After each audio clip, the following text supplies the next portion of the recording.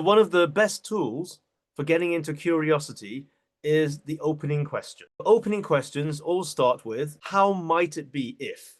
What might I feel if? What would I notice if? What might I see, hear, or sense? What you're doing is you're asking an open-ended question that actually has to have a tangible result. It has to give you a feeling. It has to give you something you notice. It has to give you something you can see, hear, or sense.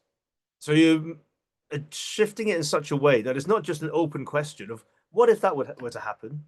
You're adding in that element of if what if that were to happen, what would I notice? And you're just going to be open and curious about it because you said what might, how might, what would I notice if? So notice the whole language is keeping it very open. It isn't I will be blah blah blah, I want to have blah blah blah, and a bit like you sometimes get in, I would say, slightly less enlightened versions of manifesting techniques where they keep going, right, just keep saying to yourself, I have this, I have this, I have this. And again, that's getting into duality then. The opening question could sound like, what might it be if I recovered my health? What might I feel if I were to recover my health?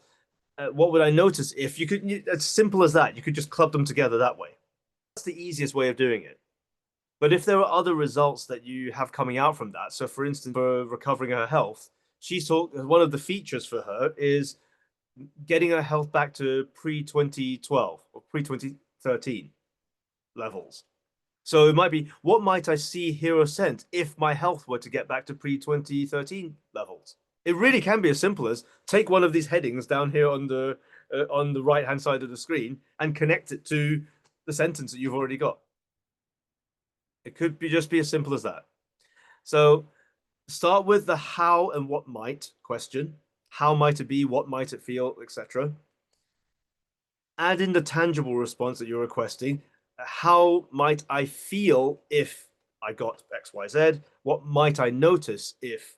So that's the feel and the notice bit. And what might I see? What might I hear? What might I sense?